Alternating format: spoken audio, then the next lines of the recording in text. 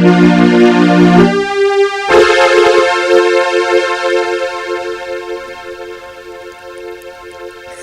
Holy Gospel according to St. Matthew, chapter 16, verses 13 to 20. When Jesus went into the region of Caesarea Philippi, he asked his disciples, "Who do people say that the Son of Man is?" They replied, "Some say John the Baptist, others Elijah, still others Jeremiah or one of the prophets." He said to them, "But who do you say that I am?" Simon Peter said in reply, "You are the Messiah, the Son of the living God." Jesus said to him in reply, "Blessed are you, Simon, son of Jonah, for flesh and blood has not revealed this to you, but my heavenly Father. And I say to you, you are Peter, and upon this rock I will build my church, and the gates of the netherworld shall not prevail against it. I will give you the keys to the kingdom of heaven. Whatever you bind on earth shall be bound in heaven, and whatever you loose on earth shall be loosed in heaven." Then he strictly ordered his disciples to tell no one that he was the Messiah.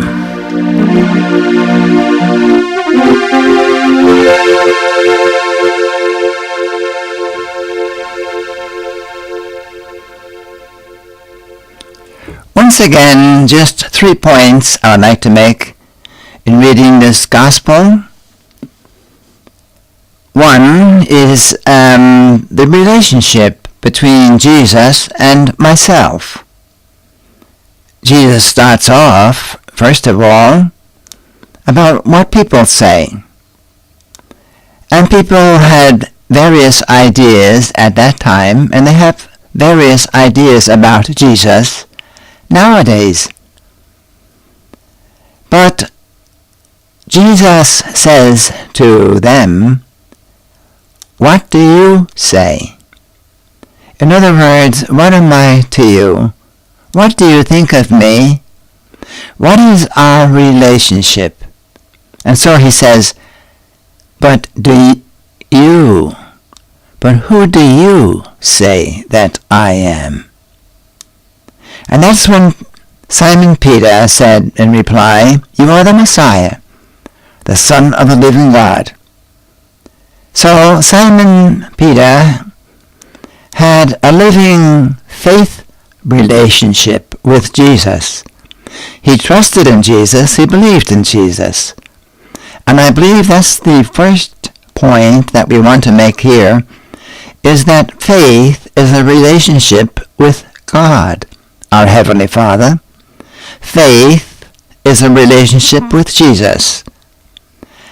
And secondly, the next point is perhaps the position of Jesus in the church.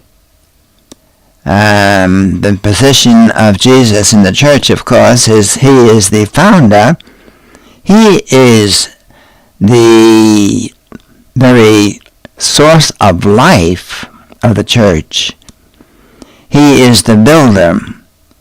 But he says, "Upon this rock I will build my church." And that rock, in other words, Peter, which I understand in Hebrew is not only the name, but also means rock.